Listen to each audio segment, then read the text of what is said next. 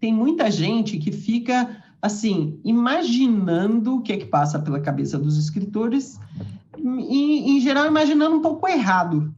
Então, eu queria dar uma comentada, não vou dizer, não tenho como dizer como todas as pessoas que trabalham com edição e publicação de livros se comportam, né? Mas eu posso dizer algumas tendências, tá? E eu queria que vocês entendessem o que é que passa pela cabeça dessas pessoas, porque aí vocês, na hora que vocês vão se comunicar com elas, vocês entram no tom mais certo, tá? Para ter mais chances de publicar, para ter mais chances de interessar uma editora pela sua obra. O que eu sempre digo é que o editor, a editora, eu vou falar o editor para dizer a pessoa, tá? Mas tem muita mulher trabalhando no meio editorial, é meio 50-50. Então, não é machismo, não, é só para ter clareza de que, assim, a editora é a casa editorial, o editor é o profissional, mas tem muita mulher. E, então, essa pessoa não olha tanto para a sua obra isolada do mundo. Ela não olha a sua obra, a qualidade da sua obra, mesmo que tenha alta qualidade literária, isolado do mundo. A maior parte dos editores olha para o que está acontecendo no mundo. Eu estava lendo os relatórios da Feira de Frankfurt, que eles mandaram para os participantes, foi completamente online esse ano, e o pessoal comenta assim, que os editores cada vez mais têm que entender que o mercado é um mercado que já chama de atenção. Não é um mercado mais de mídias, tá? Mas de atenção. Então, há um monte de meios competindo pela atenção das pessoas. E muitos desses meios vocês conhecem perfeitamente, Netflix, Amazon, Facebook, WhatsApp, tudo isso compete pela atenção das pessoas. Editores de livros estão começando a entender que eles entram nesse mercado de atenção com vários produtos, não só o livro físico, tá? Então, eles entram muitas vezes com o livro físico, o livro digital e o livro áudio. Então, tem editoras já pensando, considerando como publicar dessas três formas, ou não, dependendo do material. Então, vocês como autores, é interessante que vocês olhem para si mesmos e pensem também se o seu material é mais adequado como áudio, como e-book, ou como livro físico, ou os três, tá? Porque é legal que autores comecem a pensar como editores. E editores não só pensam nos meios, ou seja, como tornar aquele conteúdo acessível para o público, mas pensam no seguinte, o que é que está acontecendo no mundo? O que é que as pessoas, de modo geral, estão se interessando? Então, um bom editor, ele vê o que está fazendo sucesso na Netflix. Ele vê quais são os blogs ou canais de Twitter ou canais de YouTube que estão estourando, estão atraindo a atenção de muita gente. E não a atração em picos, mas a atração sistemática, ou seja, a atração em curva ascendente, que significa que um grupo grande de pessoas está atrás daquela informação ou daquele tipo de entretenimento. Estou sendo clara para vocês? Então, um editor, ele não vai olhar a obra só, ou as obras concorrentes, vai olhar a obra sim, as obras concorrentes sim, mas vai olhar bem mais amplo. Vai olhar todo o contexto que está acontecendo, podemos dizer até 360 graus, né, Laura? Exatamente. Ele vai olhar a rede social, ele vai olhar isso. O que tem na TV, o que está fazendo sucesso nas séries, né? Quem está bombando lá no YouTube. Isso. E não necessariamente assim, não é uma relação matemática. O fulano é um youtuber famoso, então o editor vai querer publicar. Não. O editor, ele vai tentar ler qual é a tendência que está fazendo com que X faça sucesso e Y não. Então, o editor vai ver, está passando um rio aqui pela nossa cultura. Eu vou dar um exemplo óbvio, que eu já falei aqui antes, né? Que é a questão do racismo, a discussão sobre racismo, que estourou no mundo. Esse é um rio que está passando pela cultura, pelo menos a cultura ocidental, né? Que, assim, gente a favor, gente contra, gente que acha absurdo, gente que quer posição de fala, etc, etc. Está tendo uma grande discussão, que eu acho até bom ter, né? Mas está acontecendo. Então, um editor, ele vai olhar e dizer, nossa, esse rio está acontecendo.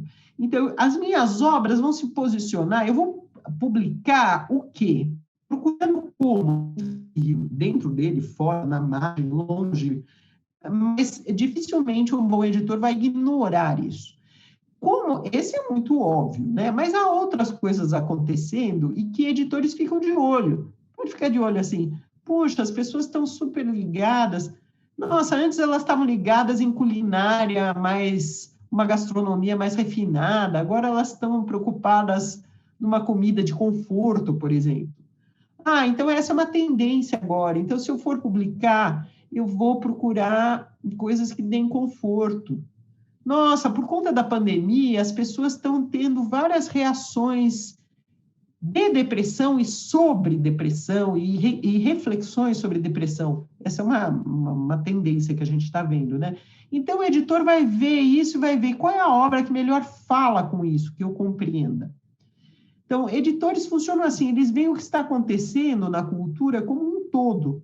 E, claro, também o que está acontecendo em relação a obras que estão vendendo bem em outras línguas. Então, vamos ver as obras que estão vendendo bem em inglês americano, em inglês mesmo, em francês tal, e ver se tem a ver trazê-las para o Brasil, né? Se o editor entende que aquilo que está fazendo sucesso lá faria sucesso aqui também. Mas, de modo geral, existe essa cabeça. Então, eu queria que vocês entendessem, porque a obra de vocês tem muito mais chance de interessar um editor se ela fala com alguma dessas tendências que está acontecendo e você tem consciência disso. Diz, nossa, eu abordei esse tema sobre esse viés e me parece que as pessoas estão se interessando por essa razão. Aí o editor está lá procurando uma obra justamente nessa linha, tal, pode de repente pegar e dizer, nossa, sim, me interessei. O que eu percebo agora? Que as pessoas não só têm que entender como os editores pensam, como começar a pensar como editores também. Por quê? Porque a profissão de editor está um pouco em risco, tá, gente? Muitas editoras estão fechando. Claro, as grandes vão permanecer, as muito nichadas provavelmente vão permanecer, mas tem uma série de editoras de meio de campo que estão fechando. Então, o que eu acho, o grosso das publicações está me parecendo que vai acabar acontecendo por conta própria, por conta dos autores ou por conta de coletivos de autores que se organizem. E autores e coletivos de autores precisam entender o que é edição de livro, o que é essa adequação com o público. Senão, mesmo que a obra seja bem feita tecnicamente, ela perde a chance de sucesso.